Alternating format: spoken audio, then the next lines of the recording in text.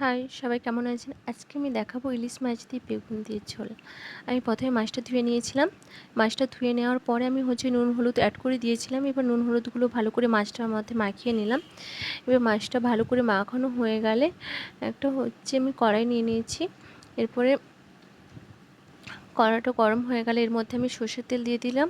এই সর্ষের তেলটা গরম হয়ে গেলে মাছগুলো এক একটা করে তুলে দেবো। সর্ষের তেলটা গরম হতে কিছুক্ষণ টাইম দিলাম। এবারে সর্ষের তেলটা গরম যেই হয়ে গেছে, এবারে এক একটা করে মাছগুলো তুলে দিলাম। এবারে আমার না খুব ঠান্ডা লেগে গেছে, গলার ভয়েসটাও বসে গেছে। এবারে মাছগুলো তুলে দিচ্ছি এক একটা করে। তুলে দেওয়ার পরে মাছটা ভাজা মাছটা ভেজে নিতে হবে। তারপরে আমি বেগুন নিয়ে নিয়েছি। এই বেগুন দিয়ে আজকে তোমার ইলিশ মাছ দিয়ে পাতলা ঝোল হবে। তাই বেগুনটা আমি কেটে নেব। মাছটা এদিকে ভাজা হচ্ছে আর এদিকে আমার বেগুন কাটাও শেষ হয়ে গেছে।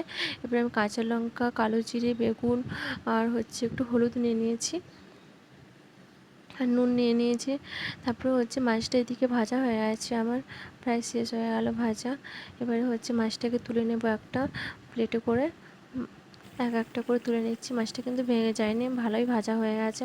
আর ইলিশ মাছ তো ভালো করে লাল লাল করে ভাজতে নেই, মানে হালকা করে ভাজতে হয়। তার জন্য আমি মাছটাকে প্লেটে করে নিয়ে নিলাম।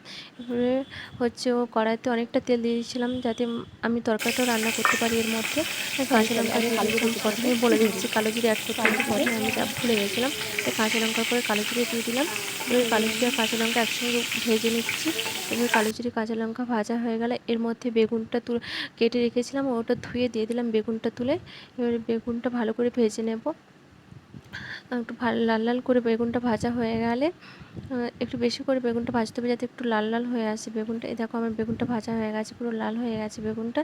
এর মধ্যে আমরা জল অ্যাড করে দেবো। এবারে আমি জল নিয়ে নিয়েছিলাম। এবারে একটু বেগুনটা আরেকটু হালকা মানে ভাজা হয়েছিল, আবার উল্টিয়ে এবারে ভালো করে একটু ভেজে নিচ্ছি, যাতে একটু ভালো করে বেগুনটা ভাজা হয়। এবারে এবারে এর মধ্যে আমি জল দিয়ে দেব, যতটা পরিমাণে আমার জল লাগবে এর মধ্যে আমি জল দিয়ে দিলাম। তারপর একটু ফুটতে দিয়ে দিলাম জলটা, মানে তরকারিটা যাতে ফুটে যায়। এরপরে আমি ওভেনের গ্যাসটা একটু বাড়িয়ে দিলাম। তারপর আমি এর মধ্যে একটু সামান্য হলুদ অ্যাড করলাম, যাতে একটু তরকারির কালার হয়। আর একটু নুন দিয়ে দিলাম। তারপর ঢাকা দিয়ে দেবো একটু নেড়ে চেড়ে। তারপর আমি একটা ঢাকা দিয়ে দেবো, যাতে বেগুনটা আর একটু ভালো করে সিদ্ধ হয়ে যায়। নুন দেওয়ার পরে এবার একটা কড়াইয়ের ঢাকনা নিয়ে ঢাকা দিয়ে দিলাম, যাতে এটা বেগুনটা ভালো করে সিদ্ধ হয়ে যায়। তারপরে ঢাকনাটা খুলে নিলাম। এই যে দেখো বেগুনটা সিদ্ধ হয়ে গেছে। এরপর আমি মাছগুলো দিয়ে দিলাম একটা করে। মাছগুলো দিয়ে দিলে তরকারিটার সাথে মাছগুলো ফুটে যাবে। এবারে তরকারিতে আরও একটু ভালো করে গন্ধ বেরোবে। দিয়ে ইলিশ মাছের গন্ধ তো বেগুনের তরকারিতে যেন পুরো মিশে যেতে পারে। এই জন্য ঢাকনাটা খুলে নিলাম। দেখো তরকারিটা ফুটে এসছে। এবারে আমার যতটুকু পরিমাণে ঝোল থাকবে ততটুকু পরিমাণে আমি ঝোলটা রেখে দেবো। এবার একটা পাত্র নিয়ে নিয়েছি একটা কাঁচে। এরপরে আমি এটার মধ্যে মাছটা ঢেলে দিলাম। দেখো কত সুন্দর রান্না হয়েছে, একবার বাড়িতে ট্রাই করে দেখবে, খুব সুন্দর, খুব ভালো খেতে।